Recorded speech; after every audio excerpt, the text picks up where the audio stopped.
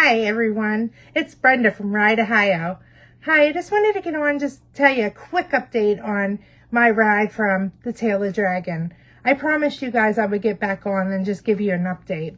So, before we went out to Tennessee to ride the Tail of the Dragon, I was so nervous, I'm not gonna lie. Everybody said it was something so intense. The turns are real, real sharp, and you have to watch for everybody else because they're coming across. And you know what? The day that we were there, it was awesome. There wasn't that many people there. We picked a perfect time to go. Anyway, I did perfect. I've only been riding for about 4 years, and I did really good.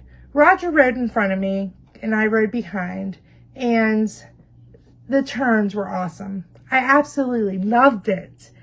But I'll just tell you, if you've never been there, you need to try it.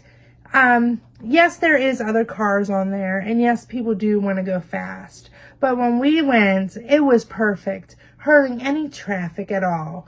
And it is a sight to see, I'm telling you. But it is awesome, and I'm proud of myself because I did it.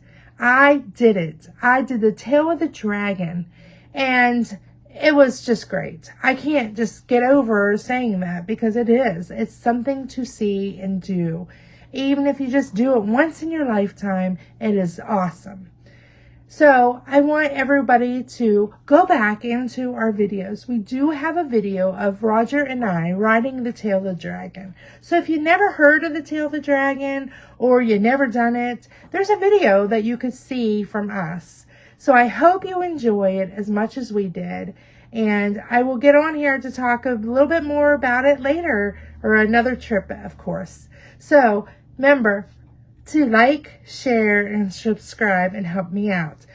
I love you guys. Bye.